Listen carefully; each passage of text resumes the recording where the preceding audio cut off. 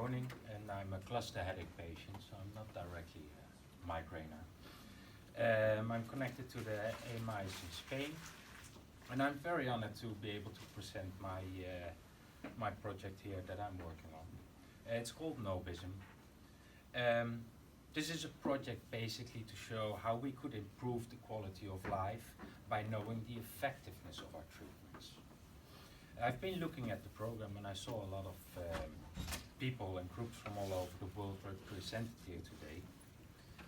And I think we all have one goal in common, and that is finding and providing the best treatments or solutions so we as patients can have an improvement in quality of life. And all of you do whatever you can to bring this improvement. Some represent us patients on national and international level to improve awareness and to get better access to treatments. Others advocate for research or for specific treatments they believe are best. But how do we measure what's best for the patient that we represent? And is the best always the best treatment for everybody?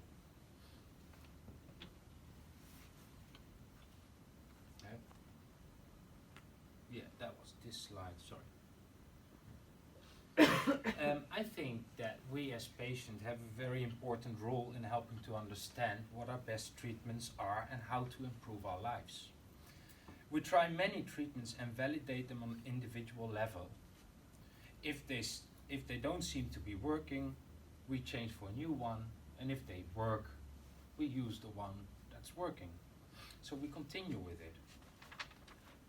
So how can we understand the effectiveness of our treatments and give individual patients their personal best?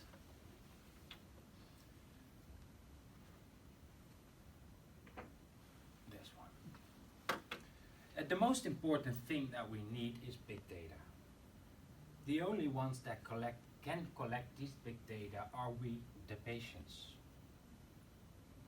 Big data can help you understand the patients you represent in a more detailed way than by just asking questions. With big data, we can see patterns that individual attacks have and how they seem to interact with individual treatments. My project is called Nobism, and it's set up to show you what impact we can have if we would all motivate our patients in keeping a diary, collect data, and try to understand the effectiveness of our treatments. The final goal is to improve our quality of life. Data we collect with the app I've made can be stored on Open Humans, which is a non-profit data storage in the United States. It's operated within the United States and complies with all applicable US laws, as well as the European Union General Data Protection Regulations. Everybody has their data here, individual. And we have the cooperation of the students and teachers of the Ubicum Code Academy to help us visualize our data.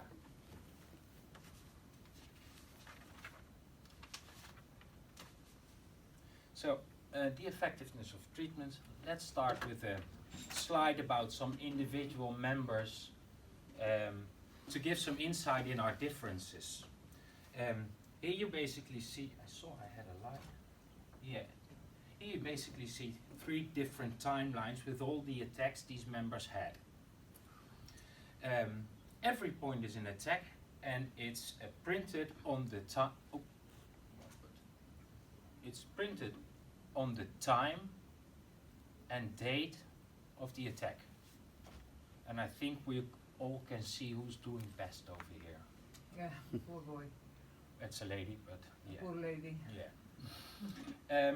My personal timeline is on the top here. Yes, I'm doing pretty well. I've been basically like that, I think, but I don't have data about it. But I started collecting after I was getting pain-free. But what you see here is a little cluster starting, and it's in the normal time that I always had, like December, January, that my cluster started. That would go on basically till August, September, and then go down a little bit. And I know, for instance, that I took here 4 times a dose of magic mushrooms, and the cluster went away.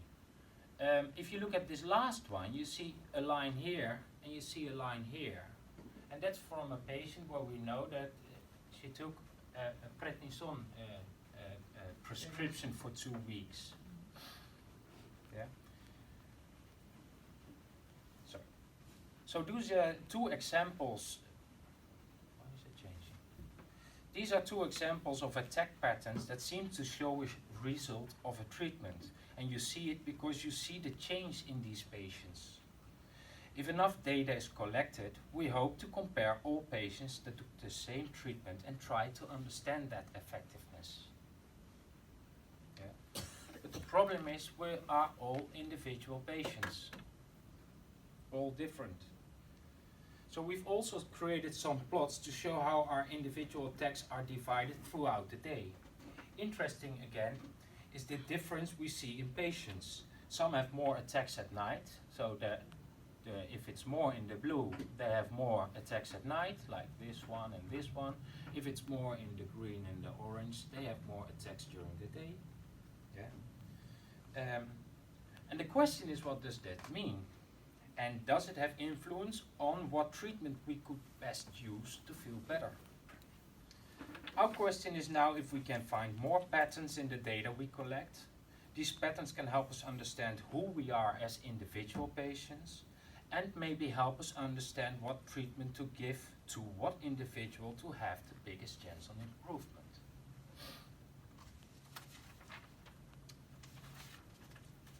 Change through time.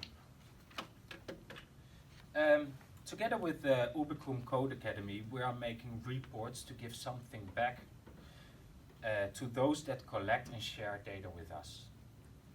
We just sent our second report to our monthly report, which is still very simple. Set up some averages, our attack timeline that you saw before, and some counts of items we've collected. But an important factor about real-time data is that we can show our change through time. Because we don't always have 8 attacks. It goes by itself.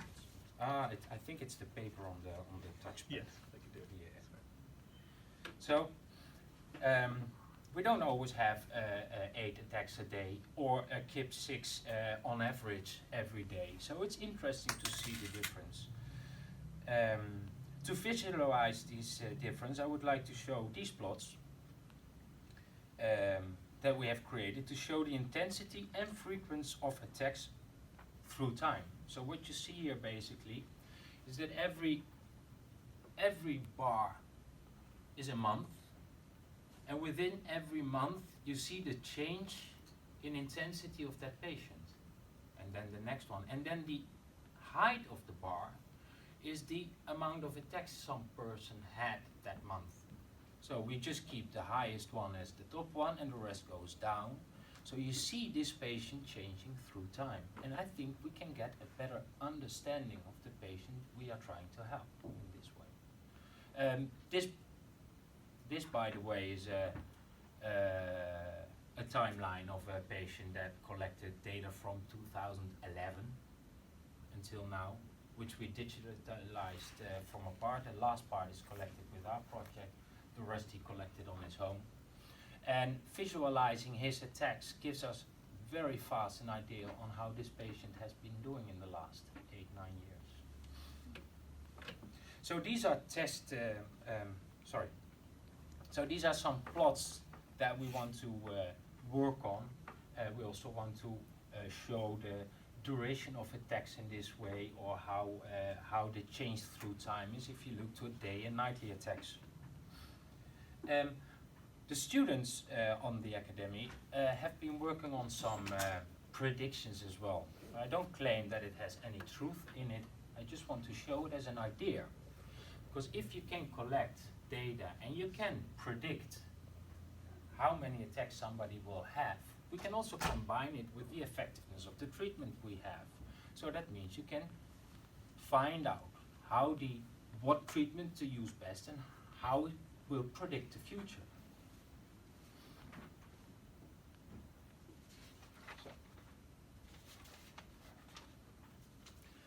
And the only thing we need to get things like this done is have enough data.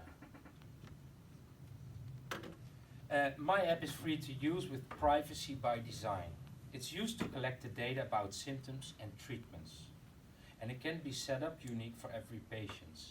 Open Humans is free to use and store data.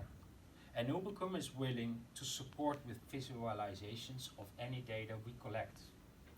And I'm sure most of my members are more than willing to share all their data with any other research project interested in improving our life.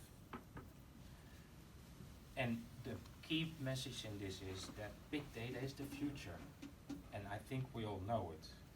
And we also know that the only ones capable of collecting this data is the patient, so we should stimulate to do so. I hope I have showed an idea on how we could find the effectiveness of our treatments, and I also hoped I have showed you why we should stimulate patients to collect real-time data. And I also hope to have shown you what I, as patient alone, could get arranged. And I hope you realize that if we do this all together, I think we can bring a real change.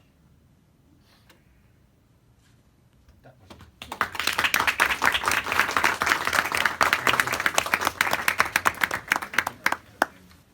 Oh, questions? Thank you, Roger.